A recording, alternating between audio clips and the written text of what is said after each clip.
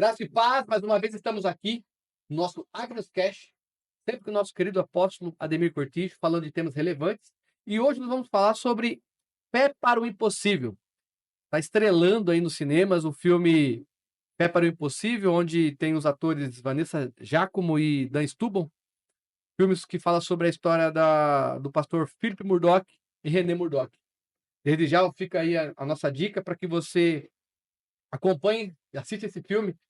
Prometo dar poucos spoilers aqui, mas eu tenho certeza que nós vamos trazer muitas reflexões ainda nessa noite, ainda nesse dia, ainda nessa tarde, para mim e para a tua vida. Sempre trazendo esses temas relevantes e refletindo sobre aquilo que a palavra de Deus diz sobre.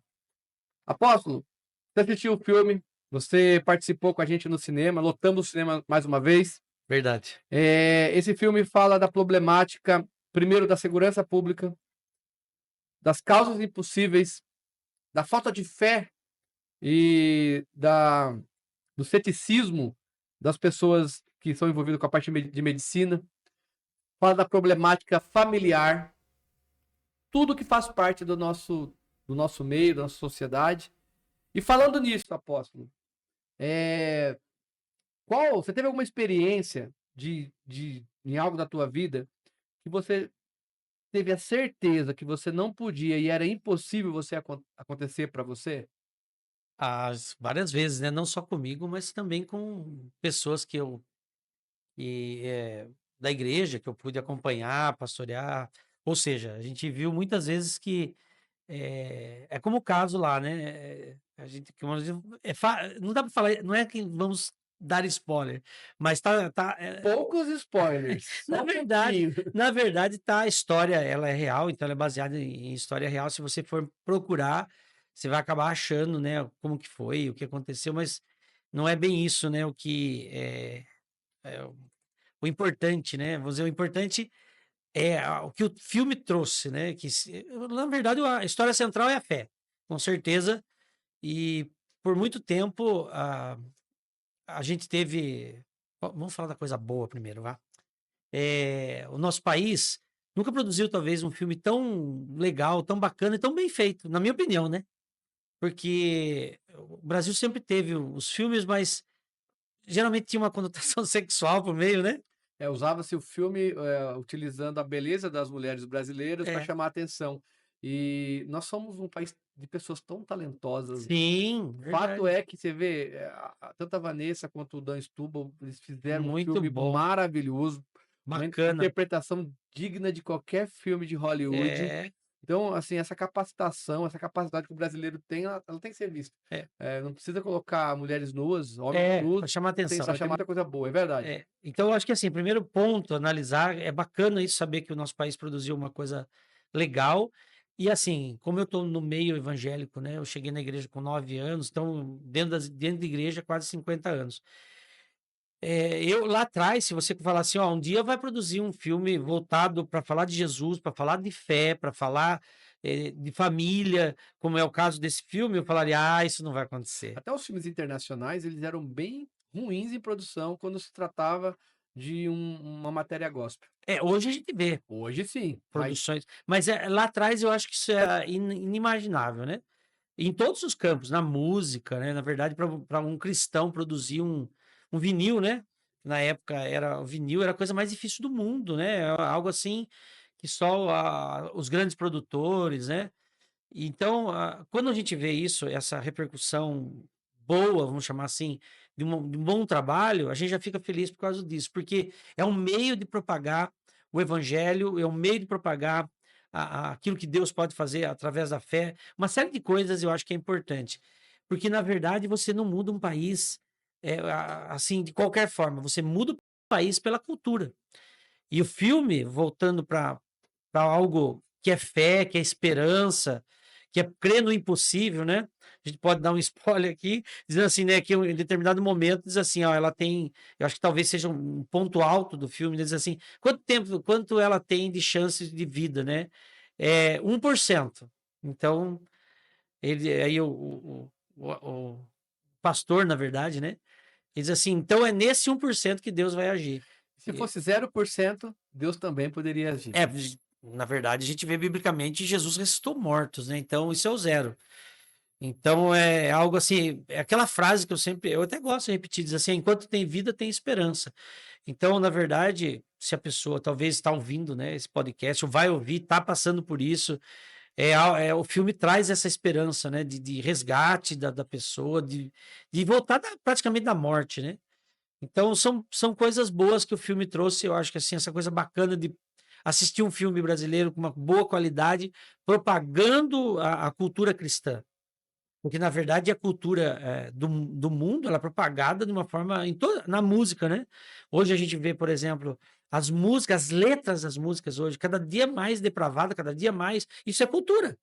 E não adianta falar que isso não faz. Se a pessoa grava e um monte de gente vai atrás, isso é a cultura do povo. E, é- E e, pode ser uma baixa e cultura, aquele mas é a do negócio, você povo. tá ouvindo uma música com letras que não edificam, não fazem nada, ela tá fomentando dentro de você tudo Sim, aquilo que aquela letra está falando. é. Então, a médio, curto prazo, vamos ter uma geração que vai só se espelhar de acordo com a música. É, Aquele tipo de música. a música é importante, então toda a parte cultural ela é importante, faz isso propaga uma formação de uma sociedade. Então, eu vejo por vários ângulos, né, a importância do filme, a importância vamos dizer, da trama central, que é a fé, e eu acho que vale a pena quem não assistiu ir assistir, apesar que a gente teve aí uma sessão extra, né, inicial, que nós acabamos indo assistir, então por esses dias Nós vai. somos VIP, nós temos VIP. o direito de ir antes da estreia. Antes da estreia, É. foi muito bacana. A gente acabou indo antes, mas deixa aqui né, pode ir que você não vai se arrepender, leva a família, leva os filhos, vai ser um momento. Eu perguntei, e aí, gostou do filme? Alguns falaram assim, alguns irmãos, me desidratei, chorei O muito. duro que assim, a única coisa que eu posso falar é que o ar-condicionado tá com algum pó, alguma coisa, e aí caiu um cisco nos olhos. Porque eu não choro, né? Eu sou meio. Não, homem não chora, O homem não urra. chora. Mas vamos pegar esse tema. O homem não chora. E a Bíblia fala em João 11 que Jesus chorou, né? E a gente fala sobre isso porque tem esse tabu de que o homem não chora, que o homem não deve expor as suas emoções. Expor as E emoções. até no filme foi tratado isso aí. Exatamente. É. Expor as emoções é demonstrar fraqueza. E a gente cresce, né? Quem é mais velho cresce numa sociedade que realmente, eu já ouvi muitas vezes, engole o choro. É. E esse engolir o choro, ele tem muitas conotações, porque de tanto você engolir o choro, você acaba passando mal. E eu vejo que há uma sociedade doente hoje por esse fato de não expor aquilo que sente, de não ter pessoas. É lógico, você não vai falar da sua vida para todo mundo. Você não vai sair expondo Nem tudo. pode, Não né? pode. Por outro Se lado, você for abrir sua vida, em primeiro lugar, tem que ser por uma pessoa que vá te ajudar e que você confie. tem idoneidade, né? Uma É, pessoa íntegra, que, sim. que seja discreta, Senão é não vai. melhor você Agora, ficar calado. você imagine, né? Nós todos precisamos falar. Sim, verdade. Jesus, quando ele tinha seus momentos de dificuldade, ele se retirava das pessoas, ele ia buscar com Deus, ele ia buscar com o Pai. E nós temos que ter essa prática de buscar com Deus, mas também a Bíblia fala confessar uns aos outros. Então é muito importante a gente ter pessoas que a gente pode chorar. A Bíblia fala que em todo tempo ama um amigo, mas na angústia nasce o irmão. No momento de chorar, pessoa que você pode chorar no ombro dele ou no ombro dela, e ela não vai te julgar.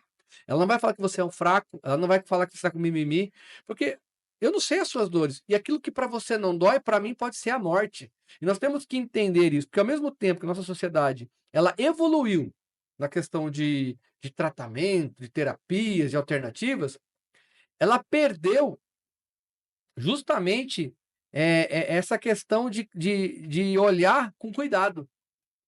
As pessoas falam o que querem, mas a hora que você expõe, elas te julgam, elas te condenam, muito mais do que antigamente. Sempre a gente tinha uma avó, uma tia, um tio que podia falar e podia contar, sabia que ele não ia abrir, que ele não ia tirar sarro de você, que você podia confiar. Hoje, parece que existe essa confiança, mas não tem. São superficiais por causa da Isso, internet, né? isso. Mas eu acho o seguinte, eu sempre volto para a palavra de Deus. Eu acho que eu ainda sou um pastor raiz que eu gosto de dizer que na Bíblia tem resposta para todas as coisas da vida. Você só precisa saber e analisar e interpretar, né? Aquilo que a Bíblia ela traz. Por exemplo, quando a gente fala assim, homem não chora. Não. A gente vai para a Bíblia, a gente vai lá para Eclesiastes 3. O que que Salomão fala? Diz assim: há tempo para todas as coisas debaixo do céu. Então, ele fala exatamente tempo de chorar e tempo de rir. Quer dizer, então, todos nós temos direito de chorar. O que não pode, né, é você chorar em todo o tempo. É você se manter em todo o tempo chorando. E ele traz isso. Ó, há tempo de rir e há tempo de chorar. Com relação a para quem você chorar, você vê até que o próprio Cristo, voltando para a Bíblia de novo, aquilo que aconteceu, porque eu sempre costumo dizer que a nossa igreja é uma igreja judaica cristã cristocêntrica, ou seja, baseada naquilo que o Cristo viveu, tabernaculado aqui na face dessa terra ou na forma humana, né? Então, o que que ele fez? É notório, ele sobe para orar, ele leva os 12, em determinado ponto ele fala assim, viu, fica aqui, Pedro, Tiago, João, me segue. Deixou uma parte dos discípulos, dos 12, foi com os 3 e deixou os 3 e foi sozinho. Na verdade, tudo isso é algo assim, ó. Esses eu confio até esse ponto, esses eu confio até esse outro ponto, e tem hora que eu tenho que estar com Deus. Então ali também tem resposta. Agora, talvez sobre luto, né? Que talvez é o pior de enfrentar. O luto é complicado. Eu sempre costumo respeitar muito o luto, porque cada um tem seu tempo de luto. Então, tem pessoas que se recuperam em um mês, tem gente que leva um ano.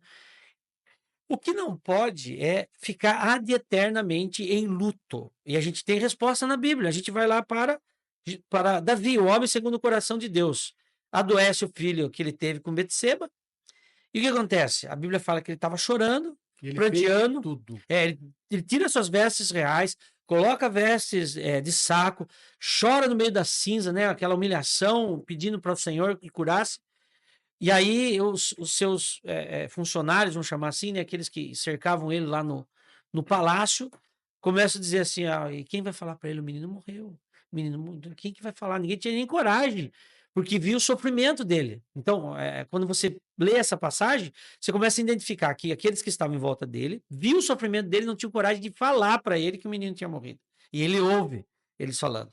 Quando ele ouve, ele fala assim, ele pega, tira, né, as suas roupas de saco. Ele pergunta: o menino morreu? E aí eles confirmam: o menino morreu. Então ele sai daquela situação, tira as roupas de saco, toma um banho, manda preparar a mesa, come e veste as vestes reais. E vai pro templo adorar. Então é aquela coisa. Preste atenção que é o tempo de luto. E ele fala assim: olha, o que aconteceu agora foi a vontade de Deus. Ele não virá mais a mim, mas eu irei a ele. Quer dizer, é a Consciência, né? fé, consciência e tal. Então ele teve o tempo de choro, o tempo de prantear, o tempo de luto. Termina o tempo de luto, ele volta a fazer aquilo que ele foi chamado. Talvez seja esse o ponto que todos nós temos que equilibrar na vida. Porque aí você vai falar de conhecimento de quem era Deus, de fé, tudo, ele traz tudo como exemplo para as nossas vidas. Porque, vamos dizer assim, até um tempo ele falou assim: olha, eu estou sofrendo, mas eu vou sofrer até aqui. Depois disso, eu vou acreditar que Deus quer continuar me usando. Então, para quem está nos vendo, nos assistindo, analisa isso na vida. Talvez você esteja vivendo um luto eterno, tem que mudar isso na sua vida. Talvez você esteja vivendo uma grande perda, não seja luto, mas seja uma grande perda, seja material, de outra forma, e você continua vivendo isso na sua vida ou repetindo isso na sua vida. Aí você volta para a sabedoria de Salomão e Eclesiastes. Há tempo para todas as coisas. Pegando o exemplo de Davi ainda, de Ziclag, quando ele chega no arraial e voltando de uma guerra, e ele viu que estava toda a sua família destruída, levada, todo o Capturada, né? acampamento colocado fogo, a Bíblia fala que eles choraram copiosamente. Sim. Choraram, choraram, choraram. Tá bom, e agora? Agora a gente vai levantar, É. nós vamos buscar os nossos É. entes Ele, queridos, vamos ele guerrear. pergunta, né? Ele pergunta para Deus aí também o que fazer. E Deus manda E ir à ele guerra. foi. Então, assim, É, quando você tá chorando, chore. é, Ouviu de Deus que é pra você levantar para guerrear? Vai, guerreie. exato. E é isso que às vezes, que é isso que você falou, que às vezes as pessoas querem chorar, mas não querem a parte de guerrear. Tem a Tem um questão, tempo. tem a questão do luto, tem a questão da perda financeira, tem a questão da perda familiar. E se a gente pegar esse exemplo, uma analogia, quando os filisteus tomam o arraial, tomam o acampamento, levam as famílias, levam os filhos, eles chegam, eles perdem tudo, eles chegam lá, imagina, morrendo de saudade, e chegando lá num Alguns se encontro, revoltaram, você né? imagine a É. angústia dele. Mas aí eu faço um adendo aí, voltando para o filme, que ele fala muito bem, o filme ele retrata muito bem essa questão também, do pai em relação aos filhos, da exigência do pai, que muitas vezes a gente perde sim os filhos lá fora, mas muitas vezes a gente perde o filho aqui dentro. Hoje tá muito fácil E acontecer aí isso. esse pai, ele vai, ele tem a capacidade de entender onde ele estava sendo falho, ele reconcilia com os filhos, ele pede perdão para os filhos, e ele luta uma batalha para recuperar a família dele. Então não foi um milagre apenas na cura da mãe, né, da mulher dele, mas foi um milagre para a casa inteira. Porque o que a gente vê, e nós estamos falando de uma família de um pastor. Cristã, né? Uma família de um pastor, de um líder. E às vezes a gente acredita que o pastor ele tá alienado a essas coisas, ele não tá. Pelo contrário, acho que o inimigo fala assim: agora o que eu vou fazer mesmo para envergonhar ele e tal, porque o inimigo Meu, ele é astuto, ele vai na onde é mais fraco. a gente tá falando de filme, dá para assistir lá a Oficina do Diabo. Eu tenho algumas reservas com o filme. Me Pra que- falaram que é muito bom, não assisti ainda. tá no Brasil Paralelo. Eu tenho algumas reservas, não é tudo aquilo, o mundo espiritual, mas uma das coisas importantes que você vê lá no filme é a ação do diabo. E tem um momento porque ali é o diabo com o seu aprendiz, né? E eles vão numa boate. No basta o diabo, tem o aprendiz do diabo. No filme inteiro. Misericórdia. É muito assim, o diabo mais velho ensinando o mais novo. E- mas tem um momento que eles vão numa boate e aí o aprendiz pergunta para ele assim: é spoiler, depois você vai lá ver. Eles assim: mas puxa vida, um ambiente tão bom desse, não tem nenhum de nós aqui. Porque quando eles vão à igreja, tá cheio de demônio. É interessante. Um pouco antes, passa a cena, aí é a hora que. Não é verdade isso, mas não é porque você ministra uma Eucaristia, acho que era que o momento lá da ceia, eles saem da igreja, os demônios. Não é bem isso, né? Porque a gente vê em Nazaré, Jesus estava dentro da sinagoga e manifestou um demônio lá dentro, com Jesus dentro da sinagoga. Mas, enfim, os demônios estavam todos dentro da igreja e saíram porque estava ministrando. Tinha muitos demônios. Quando eles foram na boate, ele pergunta, mas não tem nenhum dos nossos aí? Aí ele fala, mas aqui não precisa, aqui já todo mundo é nosso. Mais ou menos para a pessoa entender o que é isso. Então, é aquilo que você está falando ainda há pouco. As pessoas, o diabo, ele está lutando contra aquele que professa o nome de Jesus. O diabo não está lutando com aquele que eu não acredito em Deus, eu não estou preocupado, eu quero viver minha vida. O diabo não vai atacar essas pessoas mesmo, porque a grande verdade é que já pertence a ele. Quer dizer, se a pessoa morrer naquele instante, sem Deus, sem Jesus, vai bater lá dentro do inferno. Então a luta de Satanás é justamente o contrário. Ele vai contra, se ele puder, falar, o que ele vai fazer? Matar, falado por Jesus. Matar, roubar e destruir. Então, é óbvio que o ataque sempre será maior e intensivo dentro ou da casa do cristão.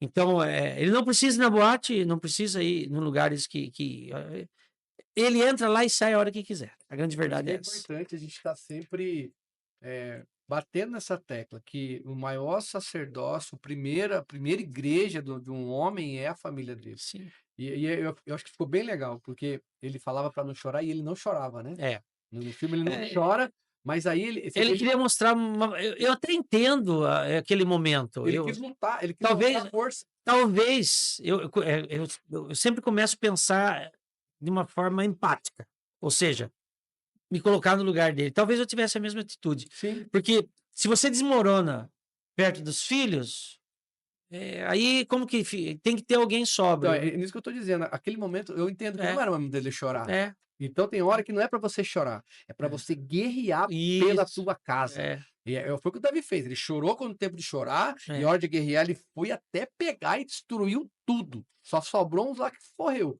Mas o que ficou para lutar, ele destruiu, queimou tudo. é. Então tem hora que a gente não pode. A É, gente volta para Eclesiastes 3. É Tempo de guerra, e tempo de paz. tempo de paz. Então tem hora que a gente tem que lutar, a gente tem que guerrear, a gente não pode abrir mão. É. Eu vejo que hoje, apóstolo, tem muita gente abrindo mão muito fácil, É. abrindo Ó, muito mão de princípios e de coisas importantes. como a gente está falando da questão da igreja cristocêntrica, e o Cristo e o comportamento dele é algo que é base para essa igreja cristocêntrica, Jesus, muitos falam assim, foi os romanos que mataram Jesus. Não, não foi os romanos, foi Os os judeus, judeus que mataram Jesus. Nenhum e nem outro. Ninguém é capaz de matar Jesus. Ele se entregou, é bem diferente. E a gente vê isso no tempo para todas as coisas novamente.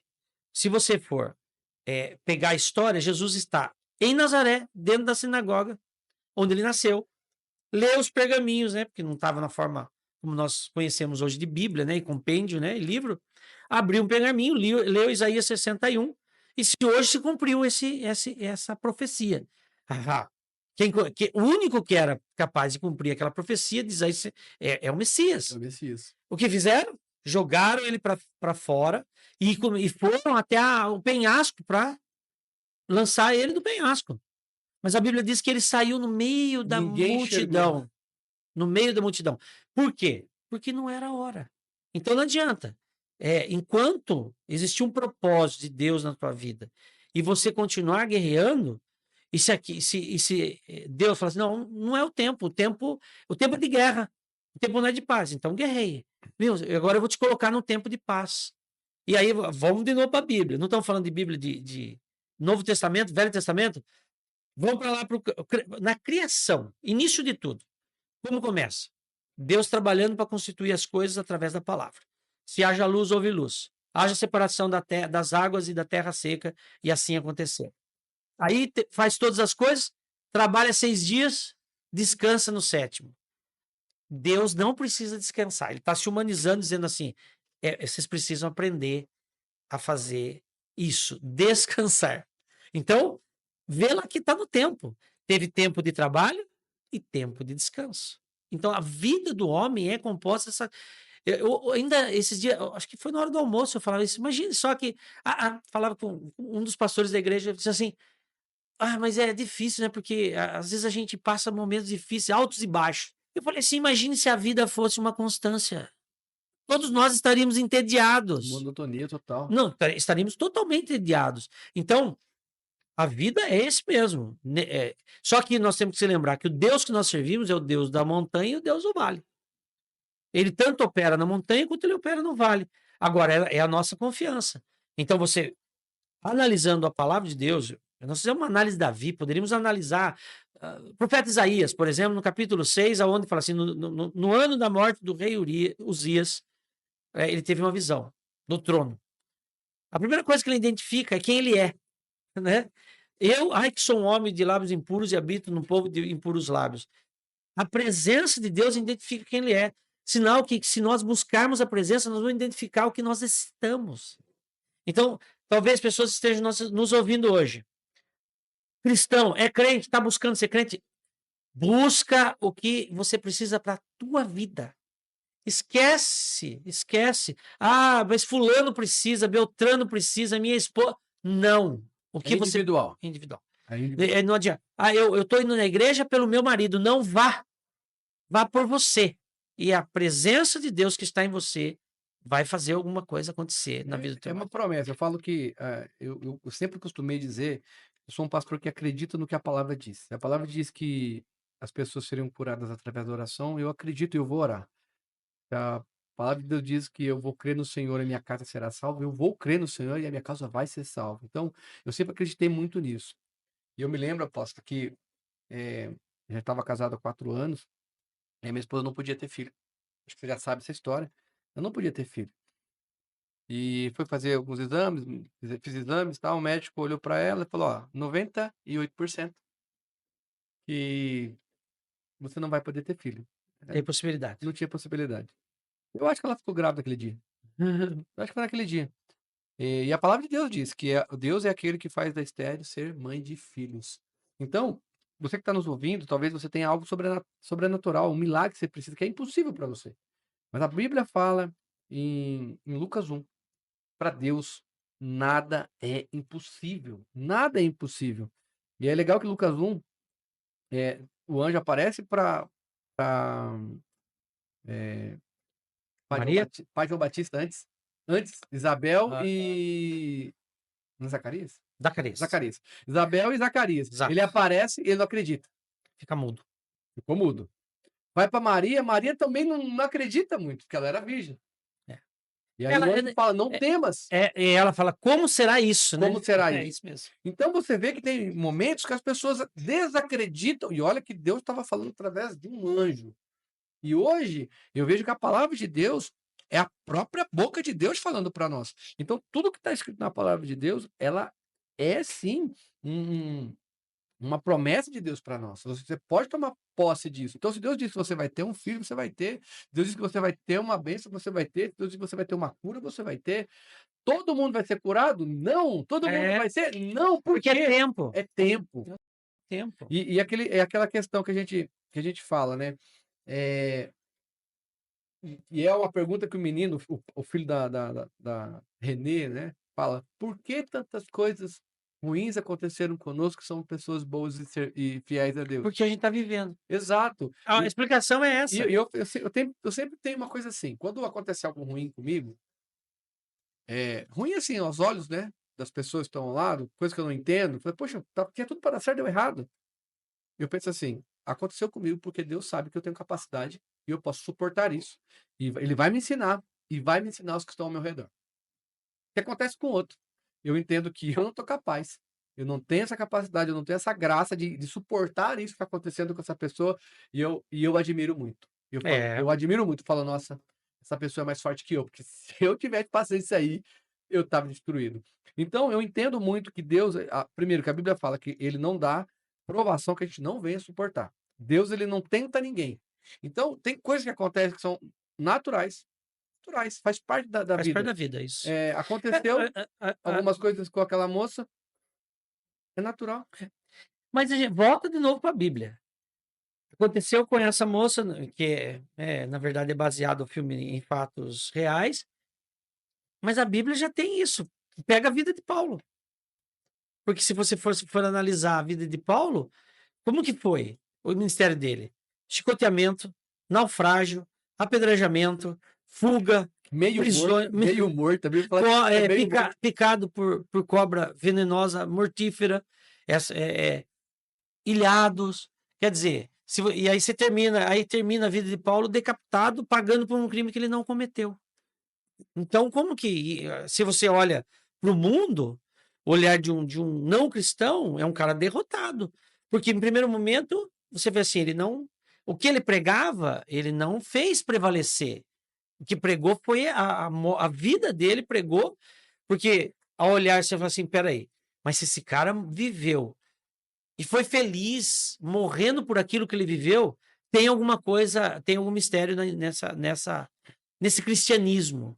Então, o testemunho e a mensagem que ele passou foi exatamente essa.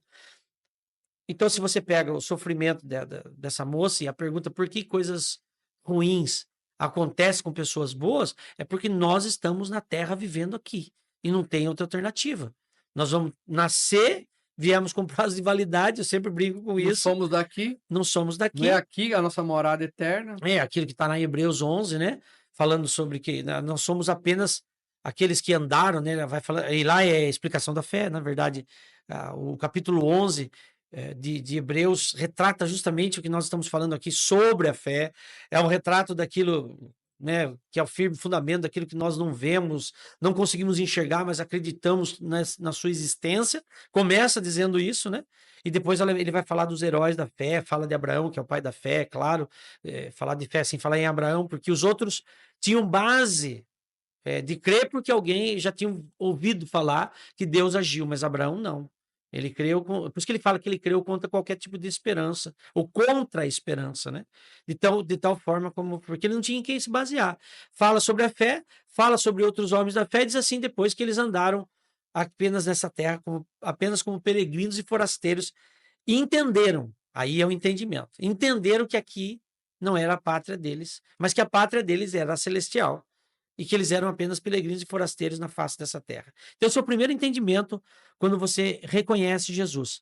Nós sabemos que a nossa morada eterna não é esse momento. E a esperança. E que bom que não é, porque a gente nasce e morre. Envelhece, né? Certeza única da vida é a morte. É a morte. A gente vê todo mundo querendo ficar mais jovem, né? Vai faz uma cirurgia plástica, se cuida, toma medicamento para rejuvenescer, faz de tudo, né? E hoje em dia, com a tecnologia, já dizem que o homem vai se tornar imortal. Eu não sei se isso vai chegar a acontecer, porque o homem, eu entendo, né? Esse é um entendimento meu, pessoal. Hoje já se fala nisso, o homem, isso e já é falado por aqueles que detêm conhecimento, né? Que até 2030 já haverá os primeiros homens imortais na Terra. E eu ainda discordo disso, por quê? Porque o homem pode ter domínio sobre o corpo, pode ter entendimento do que é a alma, mas eles esquecem que tem um espírito. Então, quando você vê um cientista tratando, um cientista estudando, ele não vai para o campo do espiritual. Porque no campo do Eles espírito. muito entendem que a alma e o espírito é o mesmo. Eles não É, conseguem entender não desassocia. essa divisão, né? É. Essa E, tricotomia, né? isso, eles não entendem a tricotomia humana. E aí o que acontece? Então, faltando uma parte, então. Então, como eles. O problema de entrar no mundo do espírito é porque o mundo do espírito, 2 mais 2 não é 4.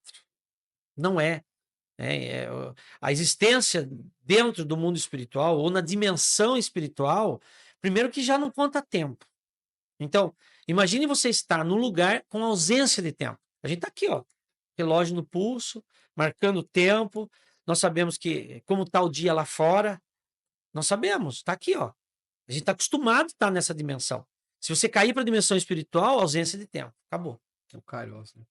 Kairos. Se hoje você pula para aquela dimensão, né, você partiu, chegou lá na dimensão aonde há a manifestação da presença de Deus, não tem tempo. Então, quando a gente ouve falar, né, de essa perspectiva humana de eternidade, aqui, opa, é porque eles querem preservar o que eles têm aqui. E aquele que conhece a Cristo quer preservar o que tem lá. Estão olhando o corruptível. E nós Exatamente. olhamos o incorruptível. Aí você vai para Paulo. O que ele fala sobre isso? Ele fala assim: ó, o homem natural discerne as coisas naturalmente. O homem espiritual discerne as coisas espiritualmente. Então, esse é um X e um segredo que aqueles que. E é óbvio que eles detêm conhecimento que nós nem sonhamos hoje. Em todas as áreas, né? A grande verdade é que a tecnologia de ponta no mundo não é divulgada. O que está sendo descoberto hoje, talvez a gente venha saber daqui a 10 anos. Mas já se sabe hoje. Até tem coisa que a gente vai saber daqui 20, 30 anos. Eu acho que com o aumento da tecnologia, talvez hoje. E é interessante você estar dizendo, porque a gente pegar um gancho no filme, a própria médica, ela toda hora, olha, não vai dar, olha, não é normal, olha, porque eles Está baseando no tá baseado conhecimento naquilo que eles humano. estudaram, baseado isso. naquilo que eles entendem. Mas, de fato, quem entende o que de quê? Ninguém entende. Quando cai no mundo espiritual, já não tem mais nenhum tipo de entendimento. Então, até onde vai o conhecimento humano, né? Até onde vai todo esse. Porque às vezes eu fico vendo, né? Imaginando esses caras poderosos hoje que, na verdade, que dominam o mundo, né? Porque você pega os bilionários tipo Elon Musk, Jeff Bezos, a família lá, como é que é? Rockefeller. Rockefeller. Esses caras que têm influência no mundo por causa do dinheiro. O cara se sente um semideus, né? Então, O cara tem dinheiro para contratar os caras mais inteligentes, mais capacitados, melhores tecnologias, compra tudo e fala assim, ó, eu quero ficar imortal. Mas o progresso o estudo, o progresso é justamente para isso, né? Caminhar para a imortalidade. Eles já dizem sobre isso que isso vai ser possível. E que quando esse pessoal que detém conhecimento diz assim, ó, vai ser possível. Então, existe algo que eles sabem que nós nem sonhamos. Mas eu ainda acho. Tem umas coisas que eles escondem. Eu lembro que teve uma época que clonaram, ia fazer o clone, fizeram da ovelha. Mas abafaram isso. Vocês que pararam? Nunca. Nunca. Mas eu acho assim, o caso da ovelha Dolly, aquela coisa toda, né? Eles divulgam aquilo que eles querem que nós venhamos a saber. Eles estão na frente, sabem muito mais coisa, mas não detêm a parte espiritual. Esse é o meu pensamento. Eles podem falar assim: vai acontecer isso, mas quando você mexe, tudo bem, você está mexendo em algo que é da terra, vamos dizer assim, pertence a essa terra. Não fere as leis naturais. E você está mexendo com as coisas desta terra e dessa dimensão. Só que, ponto e vírgula nisso tudo aí, né? Aquele, contudo, porém, Entretanto, todavia, entretanto, todavia, espere, o homem não é dessa terra. e é o que você fala. Veio de Deus. De novo, a gente volta para a palavra. É. Quando o homem quis construir uma escada, É. que é a Torre de Babel, para chegar no céu, Deus confundiu todos. Exato. E virou a confusão que eles nem sabiam o que acontecia mais. Então, todas as vezes que o homem pensa que ele pode, some, acontece alguma coisa. Porque toda essa administração está na mão de Deus. A gente tem que ir para a palavra mesmo. Esse é um acontecimento. A confusão, porque Deus não queria que prosperasse. Não que eles iriam chegar ao céu, isso não acredito que seria. Deus teve dó, né? Para de perder tempo, vai confundir vocês, vocês pararem de escrever. Vai cair essa escada, vai morrer todo mundo, deixa quieto. E aí, a gente até hoje, aquilo ficou, né, um negócio assim, meio humano mesmo, né? Porque hoje a gente sabe que não chegariam nunca, talvez, ao que eles almejassem. Mas, enfim, você pega esse acontecimento e você pega a interpretação do sonho de Daniel, com a interpretação do sonho de Nabucodonosor através de Daniel. Aí ele fala assim, isso é uma coisa que comigo mexe muito. É fantástico. Porque ele fala assim, ele nem conta o sonho e Daniel já sabia, né? Deus já tinha revelado, inclusive o sonho antes do imperador contar. Mas aí ele fala assim, que você viu uma estátua, né? E ali hoje a gente sabe que a cabeça de ouro, né? Peitoral, prata, bronze, aquela metal. coisa toda, metal, e depois os pés com ferro e barro, né? Que era o retrato, hoje, com a história passada, é fácil de identificar que ali falava dos impérios, né? Os impérios que vieram. Babilônico, Sírio, Romano. O persa, né? E o último lá, que seria os romanos, né? Os impérios. Quando você vê o domínio dos impérios, historicamente falando, Alexandre o Grande, né? O Império Grego, eles chegaram a ter domínio muito grande, né? E mais recentemente, já não faz parte dessa revelação, mas o Império Inglês também tomou parte porque eles foram conquistando tanto que chegaram até em Jerusalém. Os ingleses, porque tal força que eles tiveram. Mas, enfim, você vê que, mesmo com todo esse poderio de domínio terreno, eles caíram, ruíram. Aí, quando você vai para esse sonho, a Bíblia assim, diz que uma pedra vinda do céu será lançada sobre essa estátua e ela cairá. O que você... É nítido que os impérios caíram porque algo do céu interveio. Não tem. E Jesus é comparado, né? Ele é comparado à pedra angular. É uma comparação. Quer dizer, ali é uma ação do próprio Jesus, uma ação do próprio Deus através de Jesus.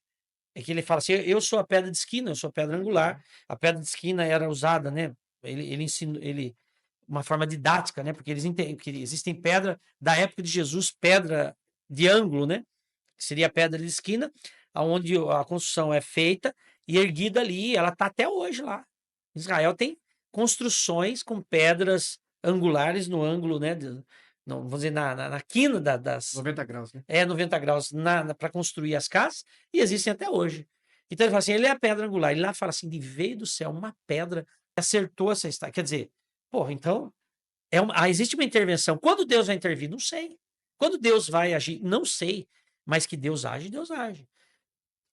Olhando para a história, por que os impérios caíram? Por que Hitler estava tomando o mundo? O próprio Napoleão. Napoleão, Hitler. Conquistou a Alemanha, a Europa inteira. Pois é, e Hitler também. Tanto é que tem uma frase, eu acho que é atribuída ao Churchill, né? Ele diz assim: que uma boa parte dos aliados queriam negociar com Hitler. E aí ele fala assim: nós não podemos negociar com a cabeça dentro da boca do leão. E aí nós vamos lutar. Resolveu lutar e a gente sabe o resultado, Mas venceram, se né? você pegar na história da Segunda Guerra, é, a Batalha de Stalingrado foi por causa de uma intervenção climática. Eita, eu tô falando. Perderam, foi ali que começou A a derrota, né? Porque ele derrota da perdeu Alemanha. muitos soldados ali, É, né? mas por causa do inverno tenebroso que E, eu- assolou e, além do que eles estavam esperando. e eles não dominavam como os russos dominavam a área, né? Então, é aquela coisa. Então, mas aí você vê, será que não foi a mesma pedra que veio do céu e destruiu impérios? Então, quando eu olho esse E tem povo, vários, né? Fora esses daí da estátua, o próprio Egito, né? Os egípcios. o egípcio é uma história mais. Assim, você vê, cada coisa que eles tinham. Não, ele não. O que eu acho É fantástico, cara. E você não vê. Mas aí já é uma impressão minha, por exemplo, os egípcios escravizaram os hebreus. Sim. Quer dizer, e Deus, isso está previsto, né? Era previsto por Deus, está lá em Gênesis 15. Ó, vocês ficarão como escravos num povo estranho, mas depois eu vou livrar vocês. E vocês sairão com todas as suas riquezas. Foi exatamente isso que aconteceu. Está em Gênesis 15, aconteceu depois de 500 anos, quase, né? 400 400 anos. anos. Mas a hora que a profecia veio para Abraão. Nem sabe quanto tempo de verdade. Dá aí 500 anos frouxo. Que eles viviam bastante. Então, imagine só, veio a promessa, que é 400 anos ser escravo, mas a promessa veio, sei lá, não sei dimensionar. Até dá para dimensionar isso, mas talvez é uns 100, 120 anos para trás, aí, na minha ideia, no meu entendimento. É, e fala sobre isso, e o Egito escravizou o povo de Deus, o povo escolhido. E o que havia? Uma promessa lá atrás, Gênesis 12: abençoarei os que te abençoarem, e amaldiçoarei os que te amaldiçoarem. Em ti serão benditas todas as famílias da terra. Os caras escravizaram esse povo que tinha a bênção. Você percebe que com todo o conhecimento do Egito sumiu. A cultura evaporou. O Egito que existe hoje não é nem sombra do que eles Não. foram. Eles tinham conhecimento das pirâmides, conhecimento científico, conhecimento de planetas, tudo eles tinham. Sumiu a cultura, foi uma devassa. E você vê que outros impérios, o grego, por exemplo. Não, o grego, eu queria falar, o grego, O gre... nossa, Não, já pai da filosofia e tal, tá não lá. tem nada. E até hoje, você não vai estudar filosofia sem Aristóteles, sem Platão, Sócrates, Platão, não Sócrates, vai, não vai. não vai. Não vai estudar filosofia sem os pais dela. Tá lá. Eu falo, Influência, existe uma eu falo que influência. depois da influência bíblica, a filosófica grega é a mais importante para a humanidade. Claro. Aí você vê, sumiu todo o conhecimento. Então, você vê uma coisa dessa acontecendo, você fala assim, Babilônia, quando a nossa, mão de Deus age. Por isso que eu gosto dessa passagem, que fala assim, uma pedra veio do céu. Então, como que desapareceu todo o conhecimento? Tanto é que tem uma coisa meio fantástica, né?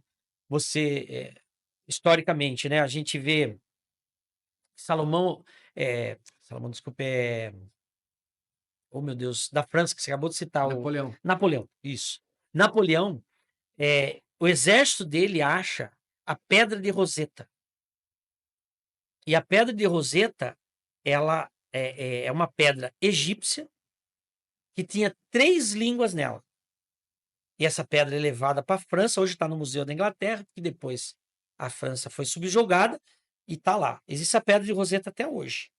Essa Pedra de Roseta, ela tem o grego, mais uma língua, e a egípcia. A egípcia, para você ter uma ideia, está lá, mas ninguém sabia como decifrar. Tanto é o que sumiu. E uma das coisas fantásticas, qual que era o conhecimento de Moisés? Ele foi ensinado no Egito, mas ele não escreve a Bíblia naquele conhecimento. Por quê? Quando ele fala assim, e que ele era pesado de palavra, o que significava? Ele já não tinha mais o jeito de falar do egípcio, porque ele fica 40 anos convivendo com quem? Um Jetro. E com os pastores, cultura baixa. Então ele aprende a escrever na cultura muito mais simples dos pastores. Que aí vai entrar no. A primeira linguagem é cuneiforme, se eu não me engano, o nome da primeira escrita, né? É cuneiforme mesmo. Essa é a primeira origem de escrita. Então, eram desenhos que simbolizavam aquilo que estava escrevendo. E a letra que Moisés escreve a Bíblia nessa simplicidade e não na egípcia. Se ele tivesse escrito na egípcia, Ninguém entender agora. não, tinha perdido também. Porque porque no tempo perdeu a cultura e a escrita egípcia. Quando eles acham essa pedra de Roseta, ela é extremamente importante na história, por quê? Porque ela acaba, como eles vê o grego, eles vão identificando. Aí eu não lembro mais, né, o nome dos arqueólogos que decifraram e conseguiram. Não, até hoje eles estão decifrando as coisas do Egito. De vez em quando eles acham Mas umas eles coisas. conseguiram decifrar e voltar ao que era a escrita egípcia. Aí você fala assim, não tem mão de Deus na história. Aí quando eu vejo todo, né, o desenho, né, do mundo hoje, né, o negócio, muita gente falando, né, eu sei, é legal estudar escatologia, bacana, né, pré-milenista, milenista, tal. Estude mesmo, estudar a palavra, seja passado, presente, futuro, tá valendo. Agora, e tem a mão de Deus, e a mão de Deus age do jeito que ela quer, não há dúvida nenhuma. Então, a nossa fé, baseada na história que eu estou falando para você, ela tem que ser diferenciada. Baseado em tudo que a gente está falando, eu acredito que você deve ter colocado aí na sua mente, no seu coração, algumas coisas que você precisa de Deus. E acredite, a mão de Deus ela tem poder para te alcançar, ela tem poder para curar, ela tem poder para salvar, ela tem poder para restaurar, para restituir, ela tem poder para tudo. Então você não está perdendo o seu tempo se você fizer uma oração agora e acreditar que Deus pode te responder e mudar a tua história. Fazer você uma família diferente, uma história diferente, abrir uma porta de emprego, curar e restaurar a tua vida como um todo. A mão de Deus ela tem poder para mudar a história da humanidade, seja de uma pessoa individual, como de uma nação, ou de uma cultura, ou de um exército, seja do que for. Nós precisamos acreditar mais nisso. Acreditar que a oração ela faz sentido, que a oração ela tem poder, que ela move sim a mão de Deus, que um coração contrito o Senhor ele não resiste. Nós precisamos acreditar mais nisso, porque é isso que vai mover o povo de Deus. É isso que move o povo de Deus. E não adianta a gente lutar com as nossas forças apenas e esquecer que a gente tem uma força extraordinária, que é a força de Deus. Não adianta. Então eu convido você a agir a sua fé, acreditar num Deus do sobrenatural, acreditar num Deus que pode muito mais do que você consegue conceber no seu pensamento, e apresentar para Ele as suas causas, apresentar para Ele as suas queixas, apresentar para Ele tudo aquilo que você é, e reconhecer quem você é de verdade, porque tem hora que a gente não reconhece, apóstolo. É A verdade. gente acaba querendo falar assim, não, eu sou bom, eu sou suficiente, não é, não é. Enquanto você não entender que nós somos dependentes, totalmente dependentes de Deus, você vai sempre lutar como quem esmurra o ar. E a gente precisa aprender a lutar de joelho, que é como a gente é mais forte, mais vencedor. Mais uma vez terminamos, mais um tempo Chegamos ao fim. maravilhoso. Eu tenho certeza que aonde essa conversa nossa chegar, ela vai trazer vida, vai trazer reflexão e vai trazer a graça de Deus. Então, um abraço a todos que ficaram conosco até agora. Deus abençoe. Beijo no coração. Fica com Deus.